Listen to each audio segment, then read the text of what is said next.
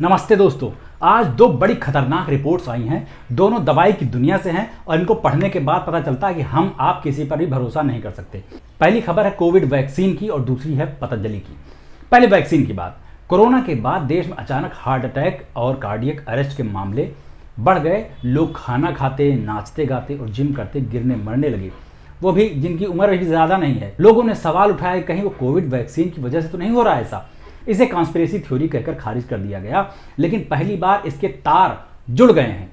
एक ब्रिटिश नागरिक Jamie Scott ने अप्रैल 2021 में ऑक्सफोर्ड यूनिवर्सिटी और एस्ट्राजेनेका फार्मा द्वारा विकसित कोविड वैक्सीन लगवाई थी।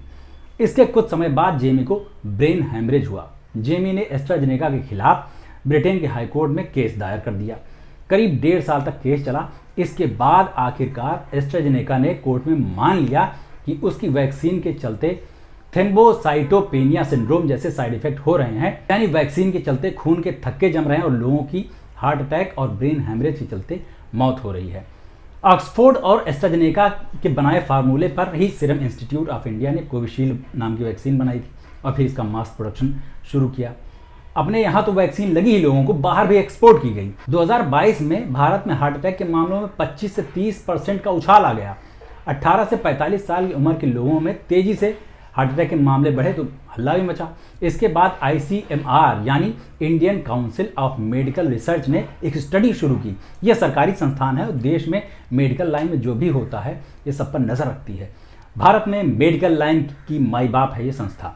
दिसंबर 2023 में ICMR ने अपनी स्टडी में बताया कि कोविड वैक्सीन का हार्ट अटैक से कोई लेना देना नहीं है। ICMR की इस रिपोर्ट का हवाला दिया स्वास्थ्य मंत्री ने और मीडिया को बयान दिया, खेल खत्म, पैसा हजम। अब ब्रिटिश अदालत में एस्ट्राजेनेका की तरफ से खुद कहा गया, बयान दिया गया है कि उसकी वैक्सीन से हार्ट अटैक और ब्रेन हैमरेज होने का खतरा है। बताओ क्या इज्जत रह गई ICMR की।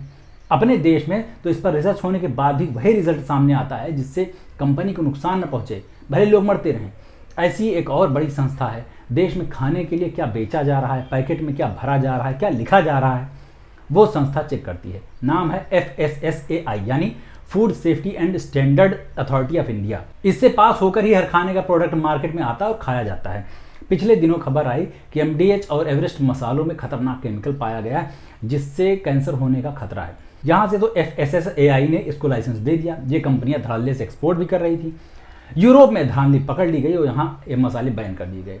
क्या इज्जत रह गई इन सरकारी संस्थानों की। भारत की पब्लिक क्या है, गिनी पिग्स, बस उसी तरह इस्तेमाल किया जा रहा है। लैब के चूहे जैसे कुछ भी खिलाते जाओ और फिर देखो कितने समय तक ये लोग जिंदा रहते हैं, क्या क्या बीमारी झेल जाते हैं। हमारी तुम्हारी जान की कीमत क्या है अच्छे से समझ लो। अगला चंदा देकर देश छोड़कर निकल जाएगा, तुम एम्स की पर्ची कटाते हुए रह जाओगे। अरे एक खबर तो रह गई, उत्तराखंड सरकार के लाइसेंस डिपार्टमेंट ने पतंजलि फार्मेसी कंपनी की 14 प्रोडक्ट्स पर बैन लगा दिया है। वैसे तो ये बैन भ्रामक विज्ञापन छापने के बाद लगा है, लेकिन सरकार इतनी जल्दी नहीं लगाती बैन। अगर सुप्रीम कोर्ट ने मजबूर ना किया होता, बैन करने से पहले सवाल यह आता है कि लाइसेंस दिया ही क्यों था। अब रामदेव हाथ जोड़े फिर रहे हैं, इतनी माफ़ी मांग चुके हैं जितने निब्बे अपनी बाबू से फोटो भी नहीं मांगते हैं चैट पर। इससे एक बात यह भी साफ हो जाती है कि जो आदमी सारा दिन सारी रात बार बार स्वदेश, भारत माता, राष्ट्र हित जैसे शब्दों का जाप करने लगे तो समझ लो कि वो ठग और चोर निकलने वाला है।